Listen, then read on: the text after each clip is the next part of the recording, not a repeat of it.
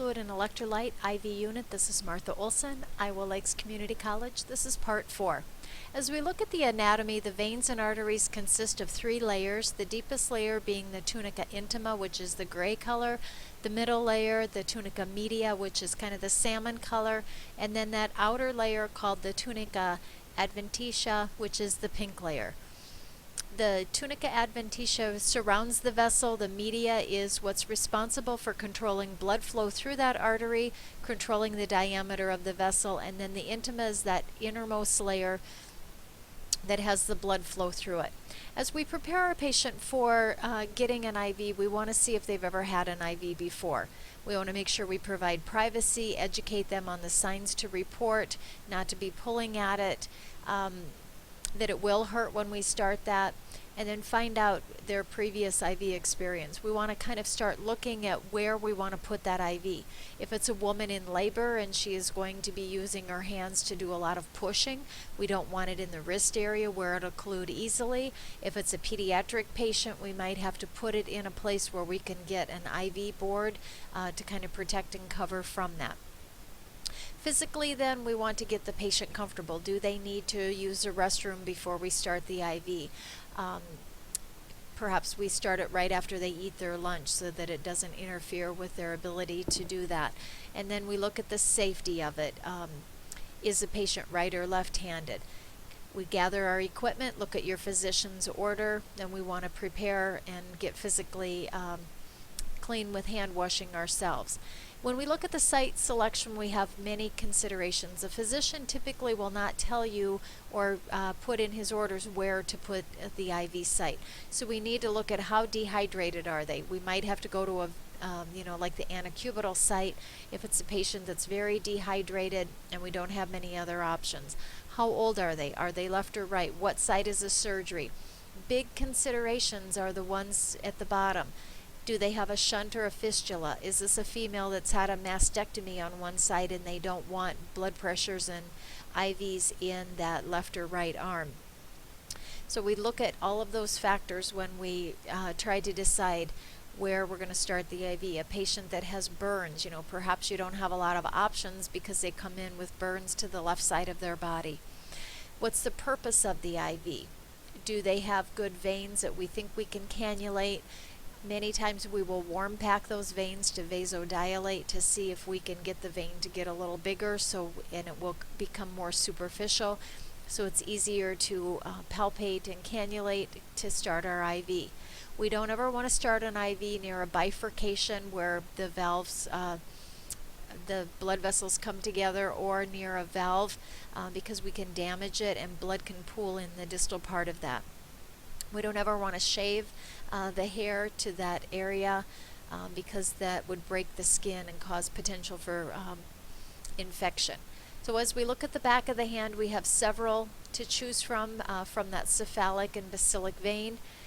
Those are called your dorsal metacarpal veins on the back of the hand. They're very easy to find. If you have the patient hold their hand down in the dependent position, the blood pools there and it makes those veins easier to find. When choosing to use these veins in the back of the hand, we need to think about, are they left or right-handed? Again, will this impair their ability to use their hand or to be able to wipe after they've used the bathroom? Veins in the hand are not real suitable for some of our medications if they leak. Potassium doesn't seem to go as well in there, your chemotherapeutic medications. Up higher than in the arm, and remember the rule is you usually start low, because once you blow a vein down in the distal part, you can move up more proximal to start an IV, but if you start proximal, you can't move down further distant. On the inside of the wrist and hand is a very sensitive area, and I try not to start IVs there because it is very tender and very painful in starting those. You can see that basilic vein then travels upward toward the medial aspect. The cephalic vein then runs along the thumb side. It's closest to the wrist. Joint movement can cause it to be dislodged. To be safe, perform the venipuncture higher in that cephalic vein and maybe closer to the anacube or the area where the arm the elbow bends. That median vein then can be hard to see, but it's usually easy to stabilize because of the location. That basilic vein is where we usually start a PICC line, and so when we see that basilic vein, we know it runs along. If you go from the little or baby finger up the arm, that's the one that kind of follows that path up. As we look at our fluids, we need to get the bag out and make sure that it's not expired, make sure it's not leaking, and that the right solution is enclosed in that. We will pull our IV tubing out. Usually we use just general 10 drop factor tubing. I very seldom have used the 60 or the micro drop, and that's mostly if you work in a NICU or maybe an ICU where they would calculate very closely. When we get the tubing out, we will want to label that for the amount of time that your protocol says. Also, the first thing you want to do is to take that roller clamp and roll it down so that when you spike the IV bag, it doesn't go through the tubing very quickly, wind up with a lot of air bubbles, and also with the fluid on your shoes. When you get started, make sure that you have a physician's order if at all possible. For most situations, you will have that physician's order that will tell you start an IV, run your IV D5 half normal saline at 125 an hour. Standing orders in the hospital exist for nurses to be able to start an IV using their own good judgment. Many of them are in the emergency room. If your patient is having chest pain and the only way you can give the morphine and the rescue drugs is through IV, the physicians have a standing order allowing that ER nurse to be able to start an IV using her own good judgment to do it. On the floor, any patient that is sick enough or we're worried enough about their heart to have them on telemetry, they have to have at least a saline lock, and that's because if their heart does something funny and we go with the crash cart, we've got to be able to administer those drugs very quickly. Obstetrics is another place where they require IVs simply because of the high risk nature of hemorrhage or other complications. We have to be able to access the vascular system very closely. And your patient in the ICU, CCU will always have an IV. Assess before you initiate an IV. You first have to assess the client. Think about, do they have a fistula or a graft in one arm that would cause me to not be able to start it in that? The mastectomy, have they had a stroke or a CVA where they have weakness on one side? And then is there a recent infiltration or problem with the IV that we have to maybe give that arm a rest and let it heal? So there's a lot of critical thinking that goes with choice and selection of where you put your IV. If you have problems locating a vein, sometimes it's easier to warm pack, to perhaps use a blood pressure cuff instead of a tourniquet, and have them also put their hand down for vasodilation and blood pooling to the lower extremity. As we prepare, always put a clean surface, a towel, of blue chucks under that arm.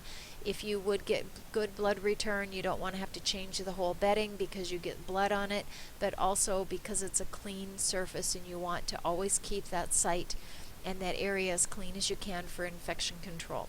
The tourniquet goes 4 to 6 inches above the site where you see you're going to insert that, and then we want to scrub using friction for 20 seconds, going first horizontal, then vertical, and then circular, moving outward with that third swab.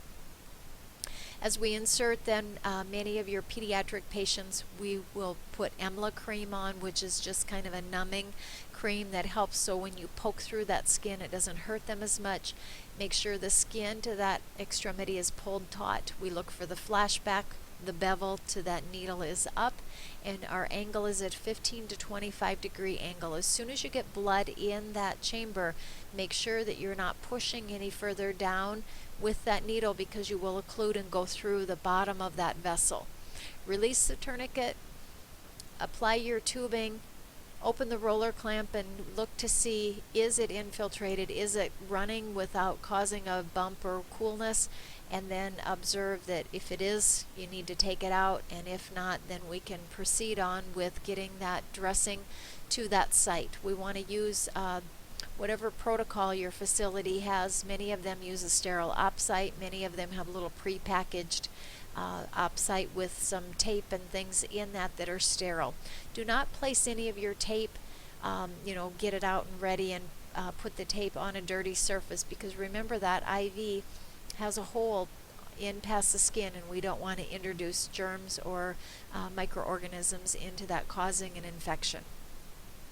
When we apply the clear opsite, it allows us to be able to see at the hub, at the site, so if there is a redness or a problem starting, we can identify that quickly. We will document when we started it, where, how the patient tolerated it, the solution and flow, all of those things. Many facilities have a policy about the number of times you can try to attempt at starting an IV, and so you make sure you know that policy. If I try 1 or 2 times and I'm not successful, I warm pack and go get somebody else, maybe a supervisor or somebody that has more experience, or maybe they're just having a better day and able to get that in. At times we have had to call anesthesia in to start IVs. And if you have problems starting the IV, let's say you have 3 or 4 attempts, you don't want to make them a pincushion. Call the physician and just say, I've started 2, the supervisor has tried 2, and this patient is very dehydrated. We can't get the IV in. How would you like us to proceed?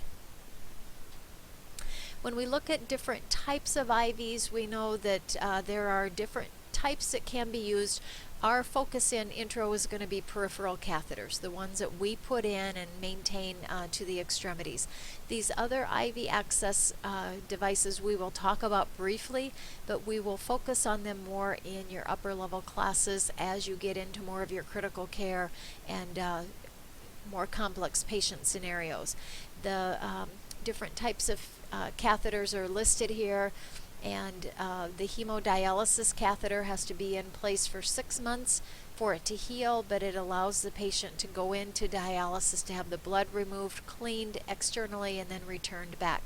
Implantable ports are excellent for your cancer patients because they're more of a permanent catheter that blood draws and IVs, medications can be administered in that port that lies under the skin, usually on the upper left chest, allowing them to be able to not have IV pokes in as their veins get very weak and overused. It saves them. The PICC line is inserted by a nurse with special training. A PICC line is left in for a month or longer, and it's used for patients that don't want to or haven't been able to get in to have one of the other types of permanent catheters implanted, or if they're going to need antibiotics for a month, that's a pretty good option so that we can maintain that IV for them. Our needles are called vascular access devices. They're short peripheral catheters. Each facility might have a different type or look or different brand that they use. The biggest thing to remember is we insert with bevel up. They are color coded so you know what size. The pink is a 20, the green is an 18. We look at these catheters and we know that we have to practice with them before we actually start the IV, so we know how they slide off and kind of the little things about each one of them. Your peripheral catheters then have that needle that comes out. It must be retractable, so we have fewer needle sticks as a result of that, and then it goes in the sharps container. When we look at the peripheral catheters, we know they usually are maintained under the skin into that vessel for 96 hours maximum, and then they need to be replaced. The green is an 18, the pink is a 20, and we know that the color coding helps us to identify what size is in there. That needle extends beyond that catheter sheath, and the stylet then is threaded into that vessel without puncturing or injuring, so that it's left in. It's a very pliable plastic catheter to allow that fluid to maintain in. The complications that go with IV therapy are the infiltration and infection. With an infection, if it's a localized, it's going to be warm and painful to that site. Hopefully you catch it early, can take that IV out and cleanse the site well and keep it from becoming a systemic infection. A patient that has an elevated white count, that feels lethargic, that might be indications of a systemic infection. The other sign would be they are febrile, they have a temperature, running a fever. If it's infiltrated, it feels cool to the touch, it's swollen, and again, you know you must remove it and try to start the IV on the other arm to let that area rest. This ends part 4.